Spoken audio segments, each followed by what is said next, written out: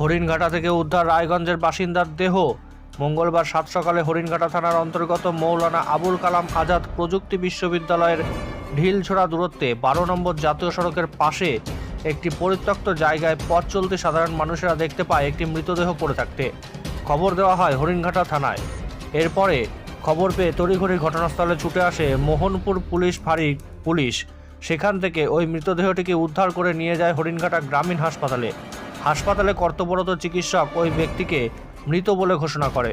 Police সূত্রে জানা যায় মৃত ব্যক্তির বয়স আনুমানিক 36 বছর। নাম শান্টু দে সরকার। রায়গঞ্জের বাসিন্দা তিনি।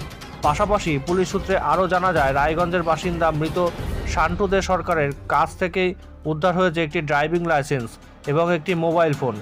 সেই মতো খবর দেওয়া হয়েছে তার পরিবারের সদস্যদের। এই মৃতদেহ উদ্ধারকে কেন্দ্র করে চাঞ্চল্য ছড়িয়েছে এলাকায়। প্রশ্ন উঠেছে, এখানে এলো কি করে এই মৃত ব্যক্তি? কি করে এই ব্যক্তির মৃত্যু হয়েছে? এই মৃত্যুর পেছনে কারণ কি? সমগ্র ঘটনা জানতে তদন্ত শুরু করেছে মোহনপুর পুলিশ ফাঁড়ি কেন্দ্রের পুলিশ।